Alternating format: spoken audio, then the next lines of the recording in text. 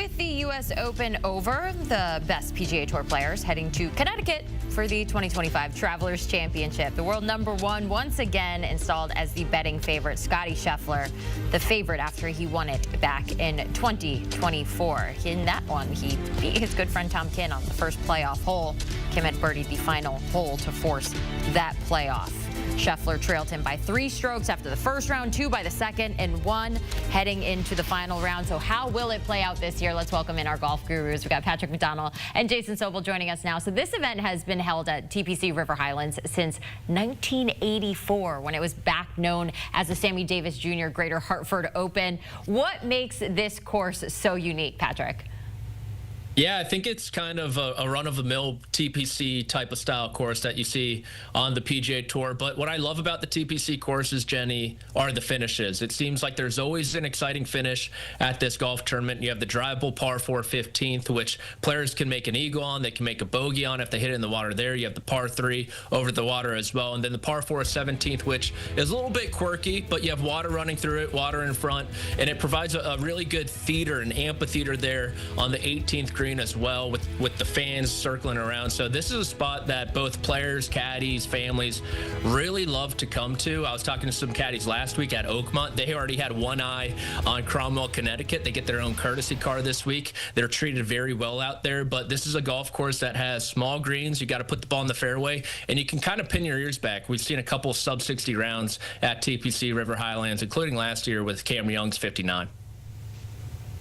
Yeah, Patrick, you're absolutely right about the volatility that we see every single year at TPC River Highlands. I love this one. I lived in the area for about 15 years, and so I would come here every year, cover this event, and so it means a lot to me. Back in 2006, this tournament was off the schedule. This tournament was gone. Maybe bring it back as a PGA Tour Champions event and salvage it. And Travelers came in as a title sponsor, saved this event, and it's been concurrent ever since. And it's turned into a big-time event, a signature event. And so we see the golf course, which is a fun course. The players like it. Like I said, some volatility, especially on those final 4 holes. But you bring all the best players on the PGA Tour together to this spot with these fans, it makes for a great week. You mentioned just how beautiful the course is, named the best private course in the state of Connecticut 6 years straight by Connecticut Golfers Online. I had a privilege of going when I lived back in Connecticut to the Travelers. It's always just an incredible event. You mentioned the finishes, Patrick. So the top 2 finishers in last year's Travelers Championship, so we got Scottie Scheffler and Tom Kim.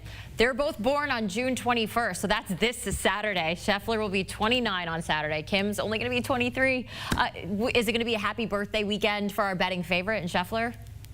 You look at what Scottie's done post-major championships these last couple of years. It's unbelievable. Think about him winning the Masters in 24. Well, he won the RBC Heritage, a signature event, the very next week. You think about what he did at the Charles Schwab Challenge just a couple months ago, last month there in May in Dallas. Nearly won that event after winning the PGA Championship. So he came into this event last year pretty frustrated with how he played at Pinehurst #2, finishing outside the top 40 there. And then, of course, won last week at Oakmont. He just really wasn't able to put together a ton of momentum. It felt like it was always 2 steps forward, 3 steps back. The driver wasn't in a great place early in the tournament. He got the ball striking under control. He had a ton of misses inside 5 feet. I believe he had 5 by the end of the week, 7 3-putts as well. But I think everything is turning in the right direction for Scottie Scheffler. Mind you, this guy has won 3 out of his last 5 tournaments, so it would be shocking if he's not in the mix late on Sunday, just with how well-rounded his game is and how good of a headspace he seems to be in right now. Yeah, Patrick, in the betting markets, I've termed this the Scottie Scheffler conundrum, because you don't really want to bet on Scottie Scheffler. It's shorter than 3-1, and yet you don't really want to bet against him either. And so what do? I don't know. I'm still trying to figure it out. But yes, Scottie obviously played very well here a year ago and got the victory in that playoff over Tom Kim. Last week at Oakmont, he didn't play great. And I don't know, you might think that's a little bit of a negative. Scottie Scheffler didn't have his best stuff in a major championship.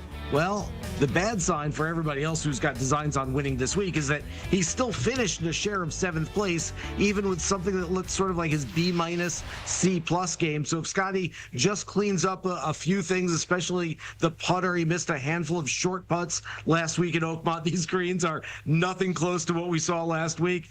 He cleans it up. He could go back-to-back here. We've seen him do it before. You don't want an angry Scotty Scheffler, that's for sure. He's looking to join Phil Mickelson as the only golfer to defend their title at the Travelers.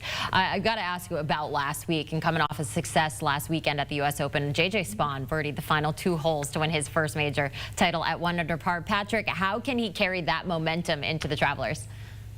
He's just got to keep running downhill. I mean, this guy is going through a lot of firsts right now. Obviously, the high of winning the U.S. Open, and then you go on the Today Show. You're doing a ton of media. You're on ESPN all of a sudden. Your face is plastered everywhere. You're just thrown completely out of your routine. We heard Scotty Scheffler talk about that at Colonial with how he didn't get off to a great start there because he felt like his routine was off. These guys are creatures of habit. They eat the same thing every day.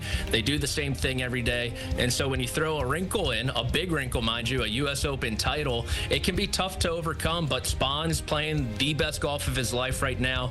He's very confident, so he's just got to ride this adrenaline, ride this high, and hopefully play himself into the mix. But it's going to be tough just given with how much extracurriculars he's going to have to deal with. I think that's a wrinkle that he's willing to deal with, I've got to say. Yeah. We did have huge news out of golf this morning. Jay Monahan on his way out as the PGA Tour commissioner. The tour announced that former NFL executive Brian Rowlap is going to be taking over as CEO, with Monahan stepping down at the end of the 2026 season. Now, he has been in charge of the tour since 2017, most recently guiding that tour through the Live Golf split. It has not been an easy path, Jason. Just your thoughts on the timing of it all. Yes, certainly. This has been, I think it's been a long time coming. Reports are that Jay Monahan knew that this was coming as long as a year ago. And so Brian Rowlap was introduced to the media this morning here at TPC River Highlands, spoke during a press conference, and I had a chance to ask him a couple of questions. Doesn't have any concrete plans in place, and you wouldn't expect that on day one, but seems very level-headed about the situation the PGA Tour is in right now. Said he wants to gather more information on a wide range of topics, but sees a ton of growth potential for the PGA Tour, but definitely changing times right now. Tiger Woods was on hand this morning as a player director. Adam Scott, of course, is in the tournament this week. He was there as well. Arthur Blank, who has part of the SSG investment, was here as well, and all backing Brian Rowlap, and Jay Monahan was here as well. I think it's going to be a friendly transition from the commissioner currently to the next CEO of the PGA Tour, but still a lot of questions up in the air, and he's going to have a lot of answers pretty quickly in his tenure. Not an easy job to step into. Jason Sobel, Patrick McDonald, thanks for joining us here on CBS Sports HQ to get ready for the Travelers. You can catch the Travelers Championship on CBS this weekend, Saturday and Sunday. That final round on Sunday, June 22nd, 3 to 6 p.m. Eastern. It'll all be streamed on Paramount Plus as well. Taking a look at the odds to win the Travelers Championship. Scotty Scheffler, the heavy favorite at plus 280. You heard Jason Sobel there say Scheffler not coming off of the strongest U.S. Open, going to try and come out this weekend and showcase what he's capable of. We got our betting expert, Sia Nejad, with us now in HQ, looking to win us some money at the Travelers Championship. Okay, we're going to start right off the bat. Your pick to win. Who do you like this week? Jenny, I saw that odds board, and my guy wasn't on it. I like a lot of golfers on that list, but I'm going down the board, Jenny. We're looking for mouth-watering odds here. However, like I normally do, I'm doing it in the without Scotty Scheffler market because I am afraid of him, and I think he's going to win this tournament as well. I'm going with Cameron Young. Now, listen, before I get pushback from the entire world, I'm not a Cameron Young guy. I don't usually choose Cameron Young. In fact, I don't think I've ever chosen Cameron Young, but I cannot ignore what has been going on with him. First of all, the last 2 tournaments, he's finished T4 in both, and those are 2 completely different courses when you're talking the RBC Canadian and the U.S. Open. Perhaps just as importantly, last year, when things weren't going that well for Cameron Young, he was T9 at this tournament. You look at the metrics, and you're looking at really good ball striking, and you're looking at a putter that is working. And the last thing I will say, and I said the same thing about Sam Burns last week when I repped him to win last week's tournament, which he almost did on the early wedge. I said Sam Burns is the type of guy that when you look at him and you watch him play, he's expecting to win golf tournaments. And I feel the same way about Cameron Young. When he messes up, when he hits a bad shot, it looks like he is not like he's expecting to win. He is not expecting to hit bad shots. And I really, when you put it all together with the metrics and how he's done here before and his recent form, I cannot ignore the 40-1 again in the without Scotty Scheffler market. He did shoot a 59 in the third round last season at the Travelers. So, hey, people might be angry about your pick, but there's math behind it. How about some DFS goodbyes? Okay, we are going to go kind of down the board a little bit here. Let's get some value as people want to take the Scotties and the Xanders and the Colin Morikawas and what have you. I'm going to start with Ryan Fox. I mean, let's talk about a guy that just keeps winning tournaments. And, oh, by the way, doing it in a sustainable way. A guy that classically was pretty long off the tee, but pretty wild off the tee. Not necessarily the best on approach, pretty good with the putter.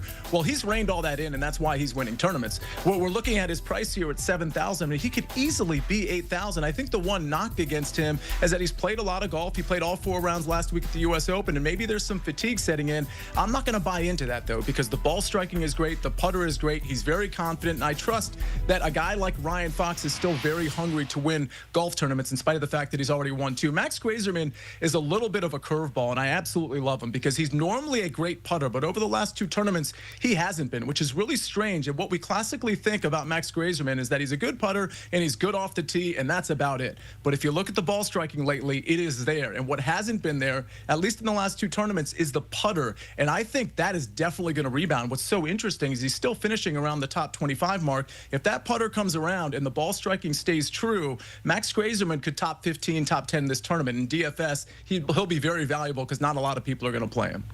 Each week I look forward to chatting with you, and each week I get excited about your best bet. What do you got this week?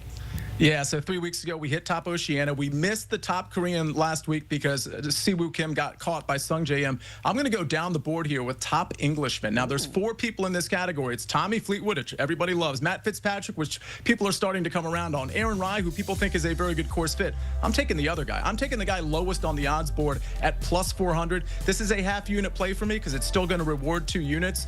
Harry Hall has been playing really good golf. Another guy that's really good ball striker, at least lately. His accuracy off the tee, which is going to be important here, has been very, very good, and he can get red hot with the putter. Think of him right now as a poor man Sam Burns. I think Fleetwood is when you look at what he's been doing lately, it's okay. It's standard Tommy Fleetwood, although ball striking hasn't been quite as good. Matt Fitzpatrick's been a little up and down. And Aaron Rai, great course fit and all, but can he make a putt? Like Harry Hall at plus 400, I think those odds are way too long. I would have probably priced him in the plus 300, plus 330 range, and I still would have liked that number. So give me a half a unit on plus 400. Pays 2 units, Jenny. I also love that he wears the traditional driving cap inspired by his grandfather and golfer Jim Barnes. I'm just throwing that out there. Sia Nejad, thanks so much for joining us, getting ready for the Travelers. You can join Sia, Rick Gaiman, and Mike McClure for a preview of the 2025 Travelers Championship on the early wedge, DFS perspective and pick strategy, and more from TPC River Highlands.